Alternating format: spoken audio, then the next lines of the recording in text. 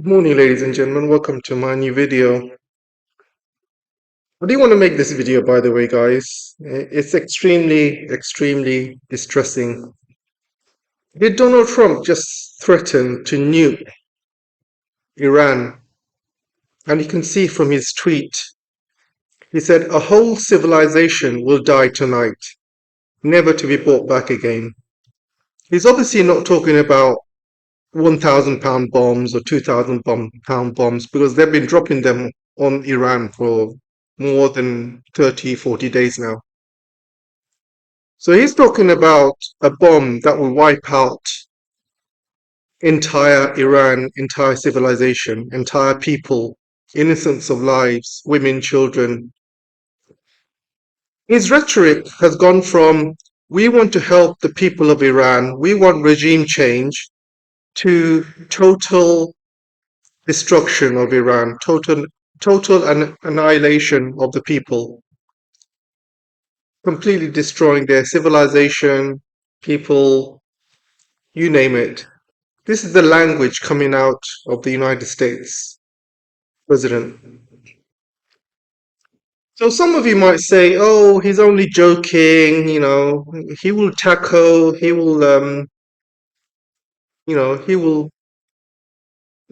basically go back on his word and stuff. Yeah, maybe you're right, but maybe you're wrong. Maybe this might be the time he might go ahead with it. Even if America doesn't drop these nuclear weapons, Israel might do. From this war, one thing that has taught us is Israel controls the war. America does not control Israel. How many times have you seen Donald Trump say, "Oh, I'm going to blow up the power stations. I'm going to blow up the oil facilities in 48 hours." Then guess what? Israel blows up the power plants. Israel blows up the oil facilities inside 48 hours, within hours. Israel doesn't follow Trump's plan or schedule. They do their own thing. Trump is like, oh, I'm going to negotiate with the Iranians. We're going to have face-to-face negotiation. So what does Israel do? He blows up the negotiators. He blows up the people in Iran who want to negotiate. He doesn't control Israel. So him sending out a tweet like this, even if America doesn't drop the bombs, Israel will look at it and think, yeah, we're going to drop the bombs. The president has given the go-ahead. That's what they're going to think. And it's absolutely disgusting to see a sitting president make these kind of remarks anyway, make these kind of threats and tweets. And if you look at my last video I made, the last video where he was pretending that he won and, he saved the pilot and everything like that, this is why he's angry, because he knows that operation failed. There was no pilot being saved, guys. It's all BS. Where is the pilot? Americans love, stories like this. Americans love kind of these hero stories. They would have found the pilot, they would have interviewed him, they would have turned him into some sort of national hero. All the press would have been all over him. They would want to get exclusive access to his story, and then they will tell him, "Oh, don't say this. Say that you killed 1,000 IRGC members. Tell them that you killed them with your bare hands. You had no weapons, so you had to set up traps, and they fell into your trap, and you killed them all with your bare hands. And then tell them that you had a sword fight with Pezeshkian. He was the final boss." That's the kind of stuff they will ask him to talk about. That's what the Americans love. They love a good story. But there is no good story, guys. There is no pilot. It's all a lie. And Trump knows that. And this is why he's angry. He's lashing out because that operation failed. And it killed so many of his special forces members. And when you're special forces, You don't have to announce the death of special forces because with special forces, every country has basically deniability because these are special forces. These are spies infiltrating a country. So no country will, accept or maybe even deny the existence of these special forces. And if they die, that's part of the contract. They don't have to announce it in the press or media. These are not regular army guys. So, like I said in my yesterday's video, I think this is a failed operation that went wrong. They wanted to grab some uranium, completely failed. And what I also think has happened is, you know, nobody the Americans would not land in Iran unless they had some insider information. Same way, like in Venezuela, Maduro's driver and bodyguards gave away his position. And there's a funny story that you know basically they wanted the reward, so they gave up Maduro's position, and they wanted the reward. I think it was like 5 million or something, and Trump refused to pay them. It was so hilarious. So they basically gave up their country, gave up their leader for nothing. And Trump didn't even pay them. He says, no, no, we're not going to pay them. So I think what's happened, this is my theory, guys. I think what's happened is they had somebody from inside Iran, and this person from inside Iran said, okay, if you guys come to this area, the, the uranium is in this position. The doors will be open for you. You come in, grab the uranium, put them in your planes and fly off. I think that was the plan that they made. Unfortunately, I think the Iranian insider, trapped them. I think he tricked them. Same way Trump tricked the bodyguard and the driver for Maduro, I think this Iranian basically tricked the Americans into coming into Iran. I think that's what's happened. Because Americans are not going to land in Iran unless they had concrete evidence that they can pull off this operation, because they don't know where the uranium is, guys. They don't know, because so I think this insider basically told them, come here, land here, and the uranium is here. I will give it to you, and then you just fly off. I think that's the information that they had. So they land. They didn't land. I think they got shot down. To be honest, so they got shot down, and I think one plane may have landed to rescue the plane that got shot down. I think there were some helicopters also. They were trying to rescue them, and they got shot down. And there was no pilot, guys, because the crash site where the pilot was, it's about 300, 400 miles away from where these C-130 planes were. So I think what happened was basically they had because these planes crashed or landed, and they were under heavy fire from the Iranians, and the Iranians were surrounding them. So the president made a decision. He said, okay, rather than them getting caught and rather than them giving up their equipment from these planes, let's just blow them up and kill them all. And I think that's what they did. They basically started dropping 2,000-pound bombs on these planes and killed everyone in the area. Absolutely blown it to smithereens. There was nobody left. And I think that's the decision the president had to make. And he came up with this ridiculous story about, oh, we saved the pilot. If you saved the pilot, where is he? Why is he not in the news? Why is he not in Fox News? So he lied. This operation failed, and he's been extremely angry ever since. And when Trump gets angry, he gets very, very emotional. He starts lashing out. He's done that all throughout his life. People that are close to Trump know what he's like. He doesn't like to lose. He doesn't like to, he doesn't like to hear the words, you failed, you lost. He doesn't like people telling him the truth. He just he wants people to be around him who are yes men, who say yes to everything that he wants. And if they don't, then he is extremely, extremely nasty to them.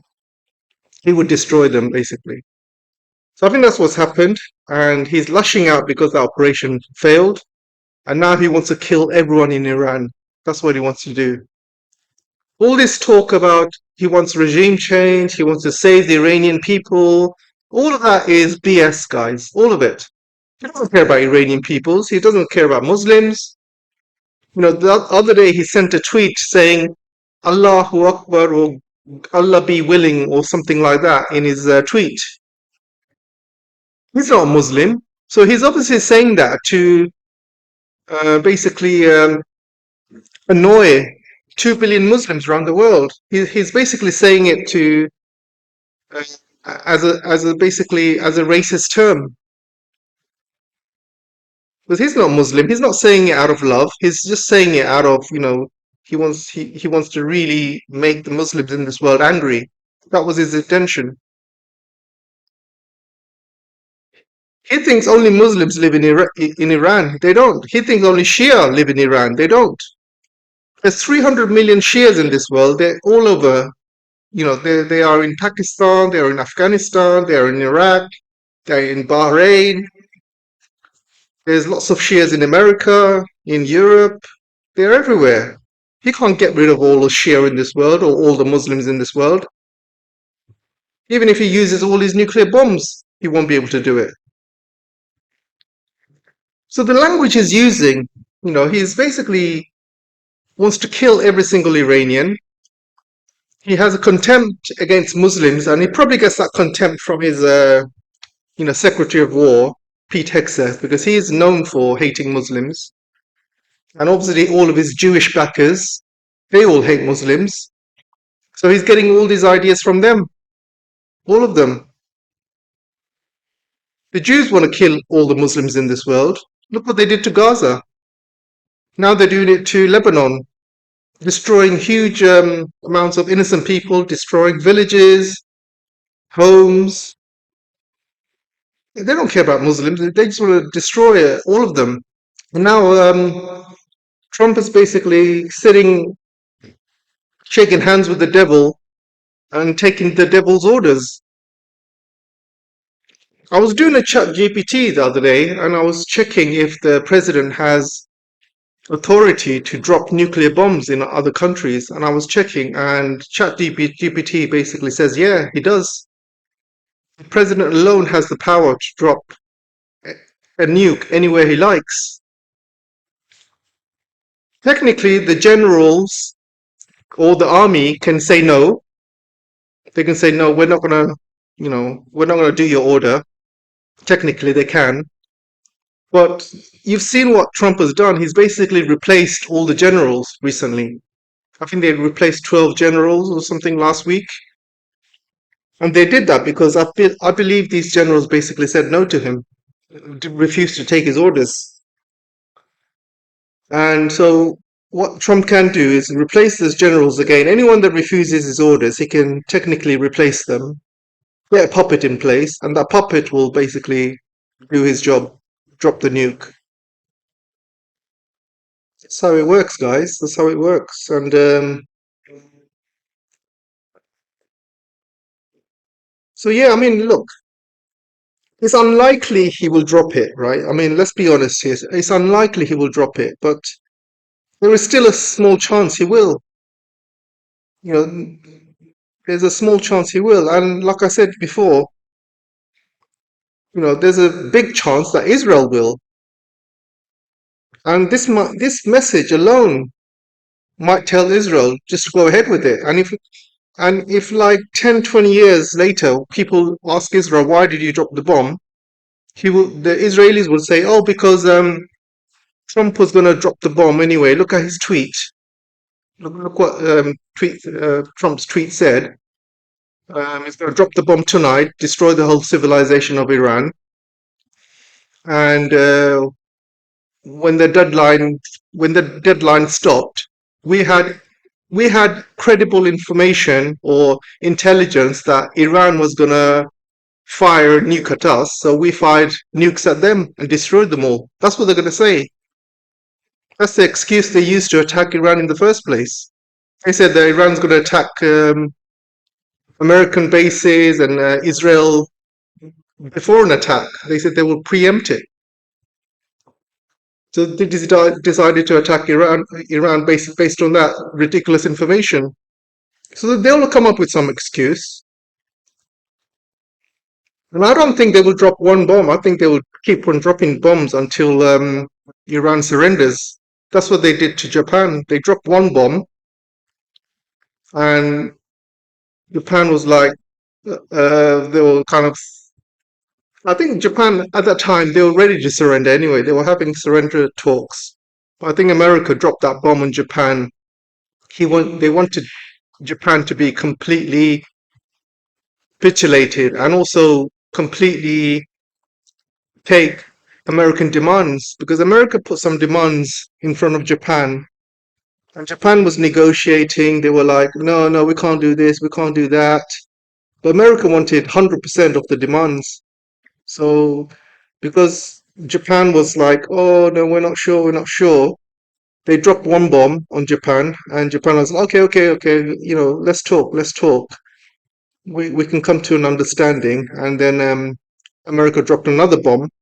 And then Japan completely surrendered and capitulated. And Japan said, "Okay, look, we'll do whatever you want. Okay, we completely surrender. We'll do all of your demands." That's what happened with those bombs. That's what they will do with Iran. They will drop one bomb, and they will keep dropping bombs until Iran agrees to all of the 15 points America made, all of them. That's the that's the plan anyway. However, there's a big difference between Japan and Iran. The big difference is Japan at the time, they were killing innocent people around the world. They were doing mass genocides in China, horrible war crimes, against humanity in China. They were doing human experimentations. They were doing genocides in Nanjing. They were also doing it in other places around the world, especially in Southeast Asia and places like that, but mainly in China. So the world already hated them anyway, and they knew what the Japanese did. So, so Japan wasn't the innocent victim at the time. That's what I'm saying. But the difference is now Iran is the innocent victim. Iran has not been blowing up people around the world. They have not been doing genocides around the world. If anything, Israel's the one that's been genociding the people of Gaza and Lebanon. They are the evil people in this world. And Iran is actually the innocent victim, and most of the world knows this. That's one difference. Second difference is at the time, Americans knew 100% Japan had no nuclear weapons. So they knew that they can drop nuclear weapons on Japan and Japan will not fire back at America. And they knew that. And they knew nobody else in the world had it at the time. They knew Soviets didn't have it. Nobody had it. America was the first country that had nuclear weapons. And they knew they can drop it on Japan and nothing will happen to them. That's why they did it. The difference with now, times are different now, guys. The difference now is Iran might have a nuclear weapon. There is a small chance they might have it. Even if they didn't have it before, the Grand Ayatollah Khomeini, after he was killed, there could be a chance that Iranians inside Iran who have taken over from the Grand Ayatollah maybe made a decision thinking, all right, look, America and Israel, they got nukes. They might nuke us, so we need to get nukes as soon as possible to protect ourselves. We've got the uranium, we've got the technology, we've got the hypersonic missiles, we've got everything we need. Let's just quickly make nukes to protect ourselves. So hopefully this is the case. Hopefully they have got some nukes and they're keeping it a secret. There is still a very small percentage chance that they might have it. That's the difference between now and when America dropped it against Japan. And So if they do have it, even if it's even if it's not a proper nuclear weapon, but maybe it's some sort of dirty bomb, say for example, maybe it's put all the uranium into a hypersonic missile, drop it on Israel, and see how it goes. Something like that, basically. Even if they don't have the full, nuclear weapon that ones America, Russia, and China has, and maybe France and UK, North Korea, Pakistan, India. So it might not be the full one because they have not done a test, by the way. Don't forget. But you don't really need a test to test on nuclear weapons nowadays. Nowadays, you can use AI models and you can do miniature. You can do miniature nuclear tests. You don't need to have a huge nuclear, explosion. You can just have a miniature one underground. Nobody will know. And you can do AI models as well. So you don't really need to do it, you know, in this day and age. So they could have it. But if they don't have it, then it's extremely stupid of them, guys. Extremely stupid of them if they don't have it. Because here you have two nuclear powers threatening to blow the country up, destroy the civilization, destroy all the people. So what would you do? You would basically fast track. You would basically fast track and get a nuclear weapon any way you can. Even if you can't build it, you will ask your friends in Russia, China, Pakistan, North Korea to sell you one, or you will do some sort of, uh, you know, military deal where Russia will protect you under the nuclear umbrella. Because Russia and Iran nearly had a military alliance not long ago, and Iran stupidly decided not to sign the deal with Russia, because Russia was literally going to protect them under the nuclear umbrella. They were going to put Russian nukes in Iran to protect themselves. So that was offered to Iran, but Iran refused at the time. Extremely stupid, guy. Extremely stupid. And one way or another, they have to get it because they don't have to use it. They just need it for deterrence. Because if you have a nuclear weapon, no country will attack you or fire nukes at you. Look at North Korea. Nobody's going to attack North Korea. How many nukes have they got? You must be suicidal to attack North Korea. And America knows this. Everyone knows this. That's why they leave North Korea alone. That's why they don't attack Russia. And they will never go to war with China. All this talk about they will protect Taiwan and stuff. No, no, guys, they will never ever protect Taiwan from Russia, from China, because they will lose. They know they will lose in every single way. And I remember the times. Obviously, I wasn't born or alive back then, but I read a lot of history. But I remember reading, that China came close to being nuked during the Korean War. There was a general. There was a crazy general, just like Trump. You have a crazy general at the time. I think he was called General MacArthur or something. And he wanted to drop around 100 nukes on China at the time. That's why he said to, I think it was Truman, who was the president at the time. And he wanted to drop these bombs on nuclear bombs on China. And Truman luckily overruled him.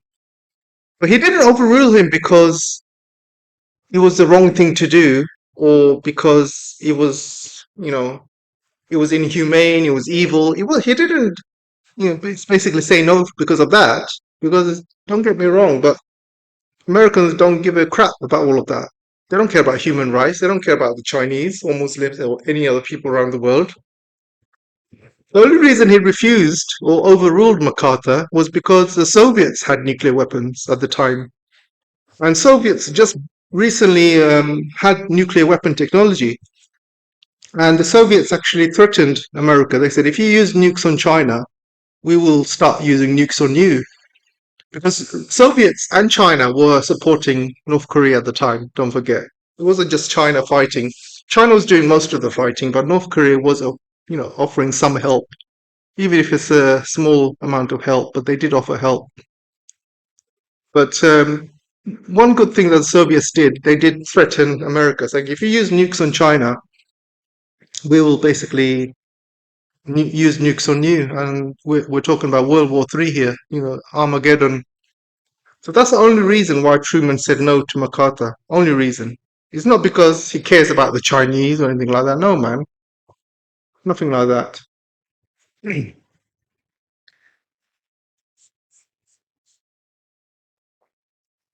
Obviously, China knew that MacArthur wanted to drop nukes on them. China knew that they didn't have any ways to respond if America did decide to drop them on China, and millions would have died. So after that war, or during the war, China made it a national, you know, they made it into a national, how would you say, priority to have nukes.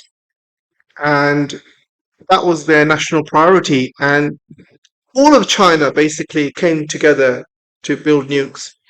Initially, they asked help from the Soviets, and the Soviets were helping in the beginning, but then they pulled out. I think the Soviets pulled out for many reasons. At the time, I think the Soviets maybe had second thoughts about helping China because China was the neighbor and they didn't want China to have nukes. It's something that maybe one day China could use against the Soviets if they went into war or something.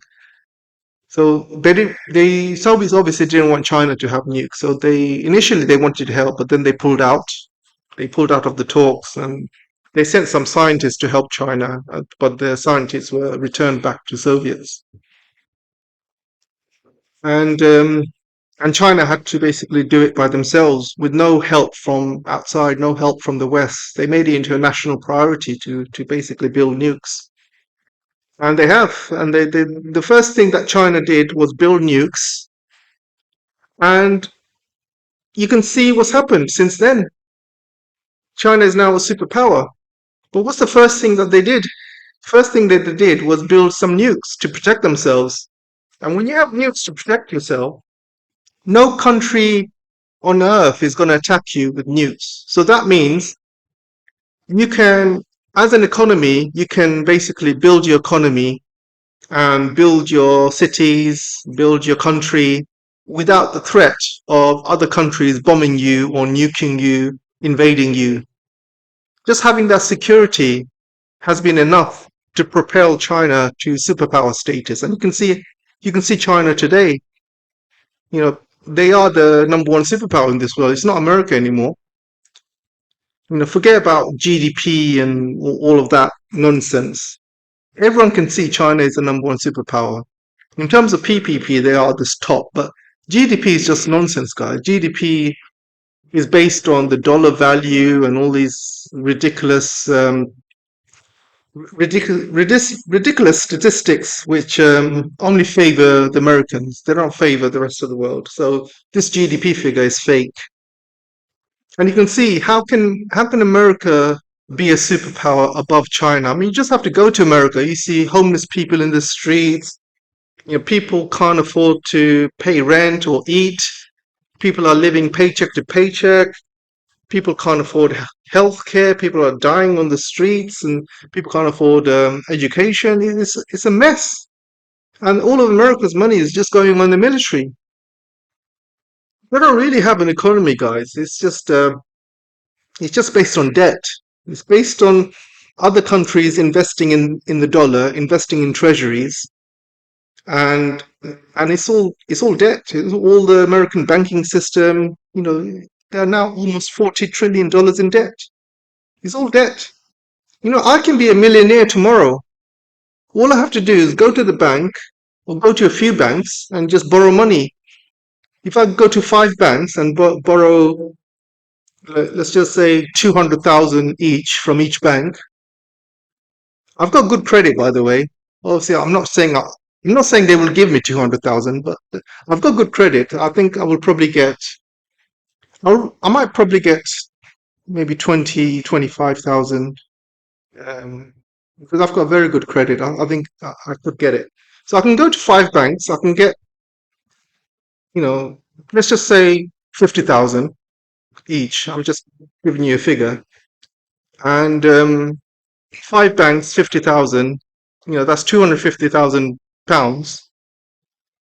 So I can be a quarter of a millionaire. I can say, "Yeah, I'm a quarter of a millionaire. I'm rich." But it's not my money, guys. I have to pay it back with interest. I'm actually poor. Because imagine how much money I would have to pay each bank every month. And if I don't pay it, then I could lose everything. I could lose my house. I can lose all my savings. I would have really bad credit reports. You know, I would be under debt. And that's not me becoming rich or anything like that. I'm just, basically borrowing somebody else's money and pretending I'm rich. That's what America does. They borrow other countries' money and they pretend that they're rich.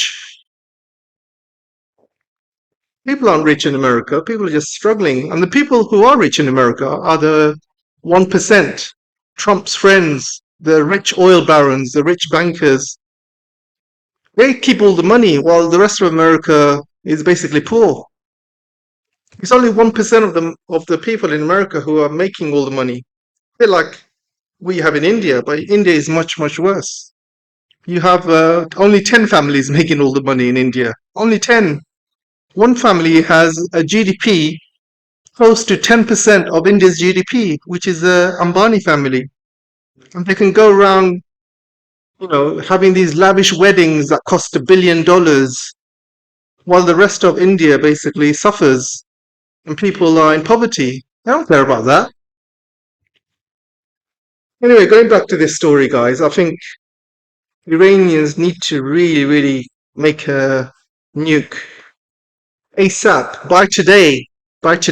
And I know they can do it by today. They have all the materials they need. Even if they don't have a full one, they have all the materials that they need. They have the hypersonic missiles. They have all the uranium. They have everything they need. They have the knowledge, the know-how. And all they have to do is announce to the world, because of Trump's threats of nuking us, we have announced that we are now a superpower, a nuclear superpower. We have enough uranium to give us at least, let's just say, 20 bombs. And we did not want to make nuclear weapons, but you have forced our hands. You have threatened nuclear Armageddon on our country, and we are now forced to become a nuclear power.